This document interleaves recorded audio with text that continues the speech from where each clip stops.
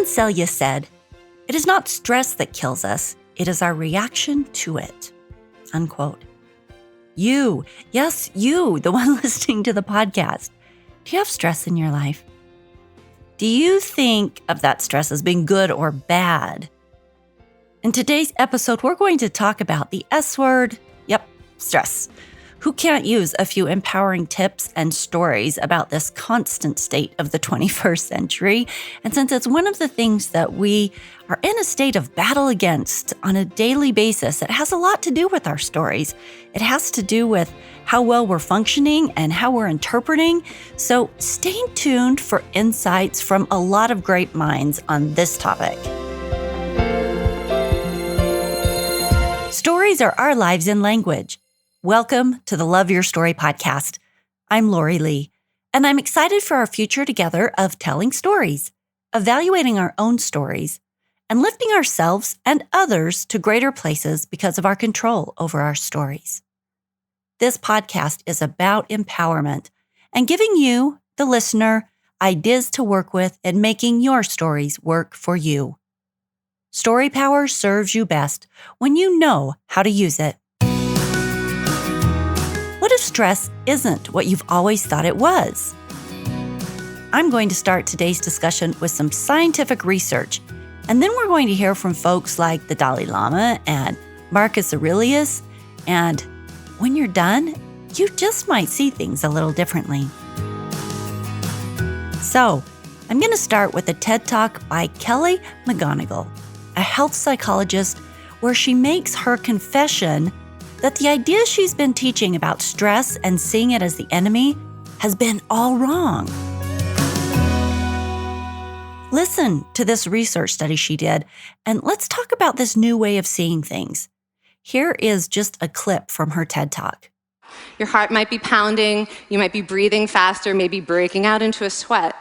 And normally we interpret these physical changes as anxiety or signs that we aren't coping very well with the pressure. But what if you viewed them instead as signs that your body was energized, was preparing you to meet this challenge? Now, that is exactly what participants were told in a study conducted at Harvard University. Before they went through the social stress test, they were taught to rethink their stress response as helpful. That pounding heart is preparing you for action.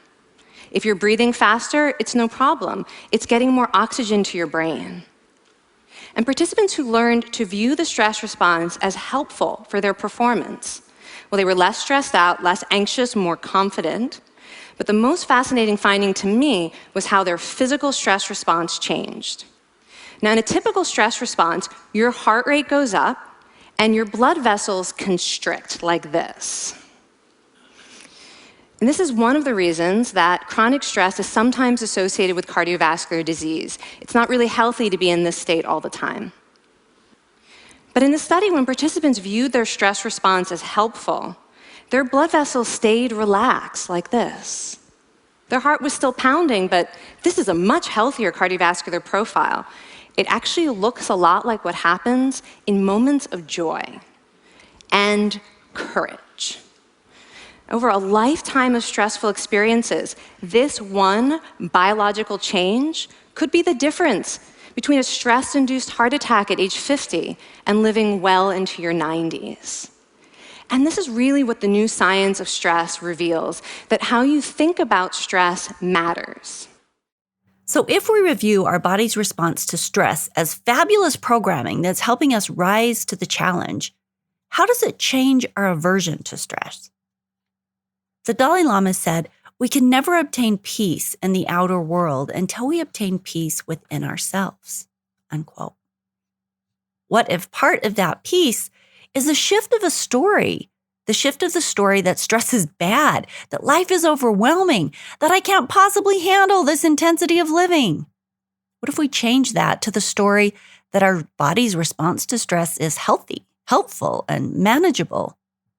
Well, first off, if you change the story and you tell yourself this new truth, your body believes you and your response is internally changed to support that.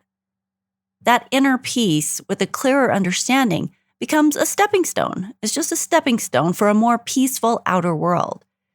we can create a new understanding and story about the physical effects of stress. Now, another great thinker, Marcus Aurelius, shares wisdom about the psychological effects of stress.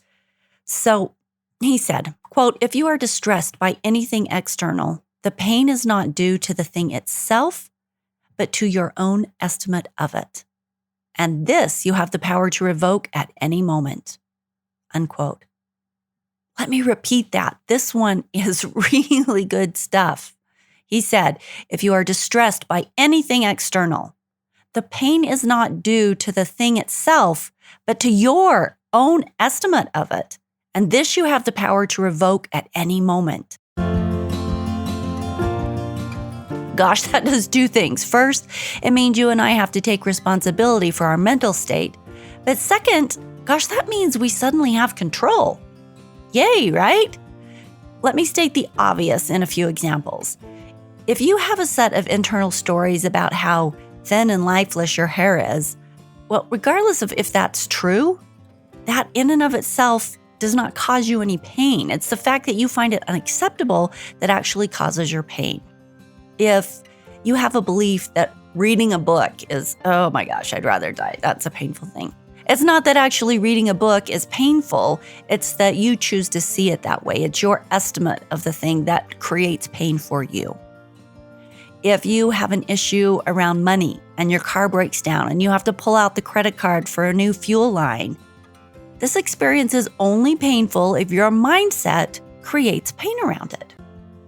Now, I hear over and over, well, we can't help what we feel, and I understand that idea very well.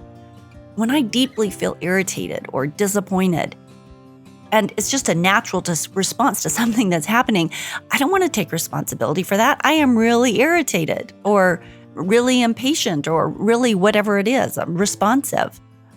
Sometimes it feels super justified. In fact, always it feels super justified.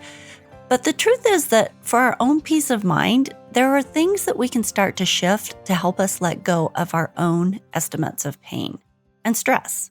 So last week, I was irritated that a certain friend chose to spend time elsewhere other than with me. So I stopped and acknowledged the disappointment, but then moved on to the idea that I can either build a story around this that is around rejection and priorities, or I can create another thought and story about how nice it was for this person to spend time with their family, because that's what they chose to do. Now, which one of these stories is going to support me best in being happy? And which one is going to support my relationship with this person best? And which one will create stress, unhappiness, and which one will create peace? The truth bomb here is that we control our stress levels, and we do that with our stories. So, just so we're not just talk, but we're about action here, so here's a little how-to on the cognitive restructuring front. It's a 3-step process. So the first one is identify the thoughts that are causing you stress and anxiety, depression or self-doubt. In this case, we're talking about stress, right?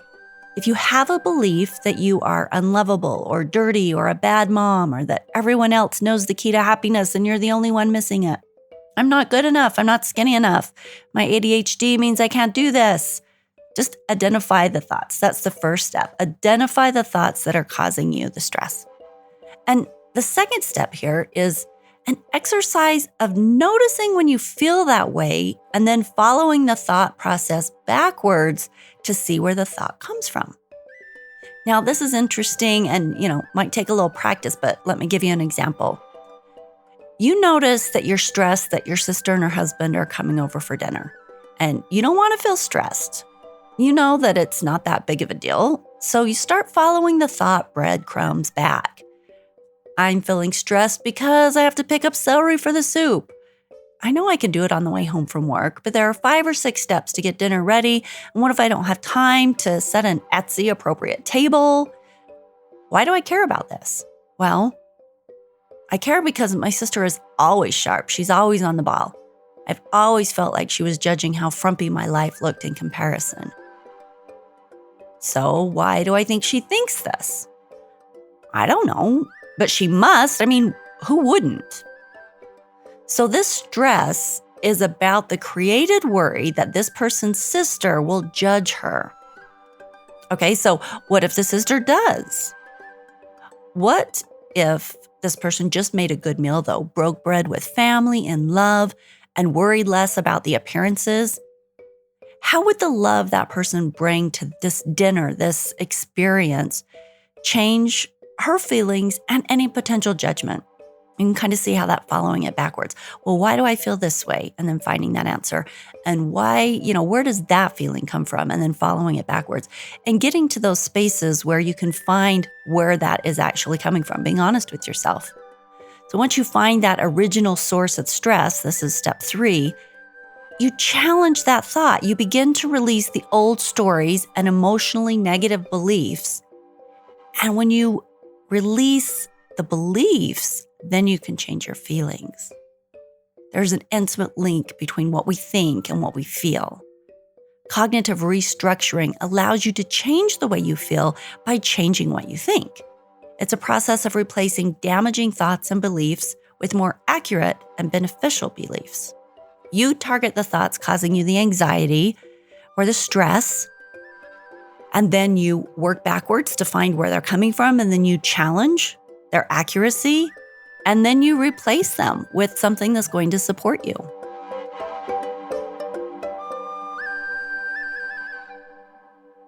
So let's recap.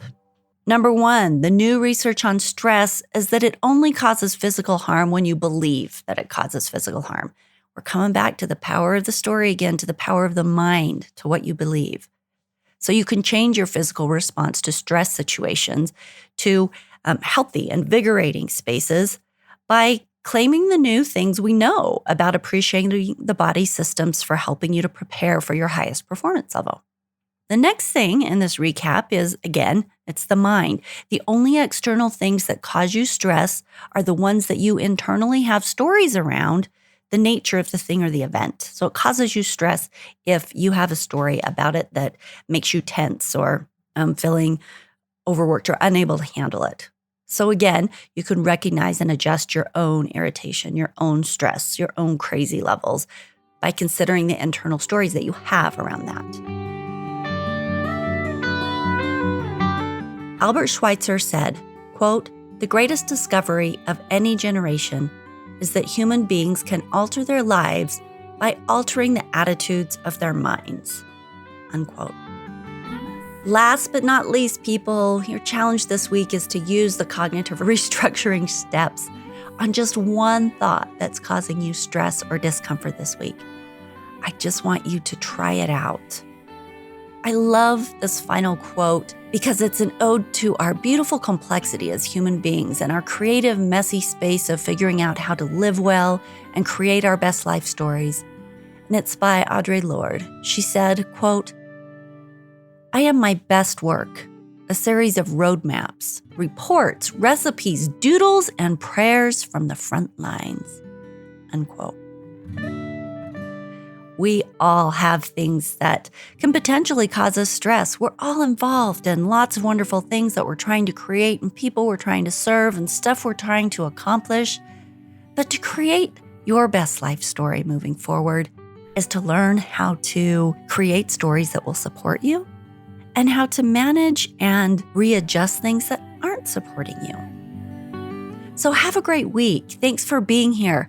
And please access the loveyourstorypodcast.com website and take advantage of the online courses for reframing your stories that are holding you back, or getting started on the 21 Life Connection Challenges for creating your best life purpose with these 21 life hacks. And also share this episode or any of the other 120 plus episodes that are up there on the website. Share them and share a little light. Love your story, people. We'll see you next week.